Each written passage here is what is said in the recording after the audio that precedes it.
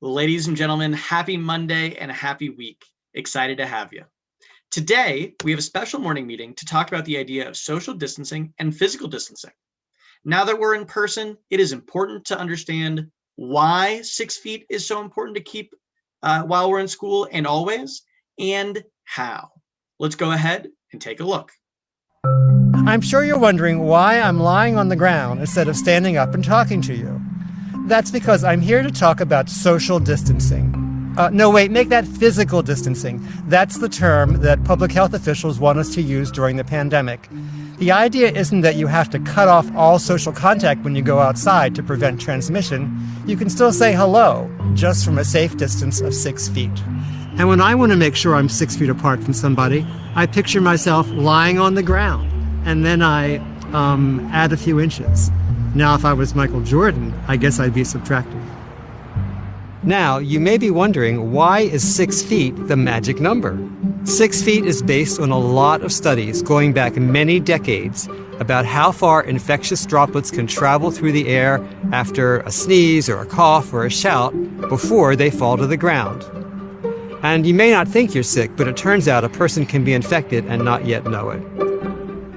What's more, this novel coronavirus is tricky. It turns out COVID-19 is also spread by smaller aerosols that we exhale. And these aerosols can travel more than 6 feet. But in general, 6 feet of distance is a good rule of thumb for this pandemic. That's what experts like Dr. Abrar Karan of Harvard told me. And it's what the Centers for Disease Control and Prevention recommends. And so that brings me back to our first question. How do you tell if you're really 6 feet apart? Now, in some situations, humans are very good at judging distance. Studies have shown if you blindfold someone and tell them to walk a certain number of feet, like 6, they usually do it just fine. But when the blindfold is off and your brain is busy thinking, you may not be as accurate.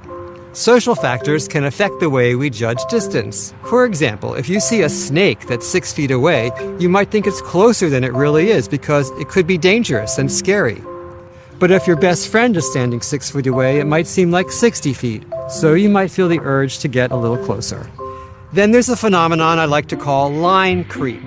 When you're standing in a line, like in a store, you're supposed to be 6 feet apart from other people. But somehow the distance just seems to shrink as everyone edges up. It's human nature. We all want to get to that cashier as soon as possible. So that's when I picture myself lying on the ground. Another good tip to keep that 6 feet of distance is to think about your wingspan. If you reach out one arm and the person you're with reaches out one arm, that's about 6 feet. Then there's the pool noodle method. A restaurant in Germany made special hats for diners with 6-foot-long foam pool toys called noodles attached. You've got 3 feet of noodle in front of you, and so does the next customer. Voila, 6 feet. So what do you do if you're in a situation where someone is getting too close? If it's just a quick pass by and the person isn't shouting or sneezing into your face, you shouldn't worry too much. The main idea is to avoid prolonged face-to-face contact and crowds, especially indoors, where airflow can't always disperse infectious particles. Another safety precaution, just turn your head away from the other person. Then any droplets or aerosols you're each emitting won't head directly in the other one's direction. And if you do want to say something to someone who's uncomfortably up in your face, there is no perfect phrase, but be polite. You might try, "Hey, you probably don't realize it, but you're a little closer to me than 6 feet. To protect both of us, let's just create a little more space." And if that doesn't work, you might try a gentle nudge with a 6-foot-long pool noodle. I'm Mark Silver from NPR. And that, ladies and gentlemen, is what we should always be thinking about.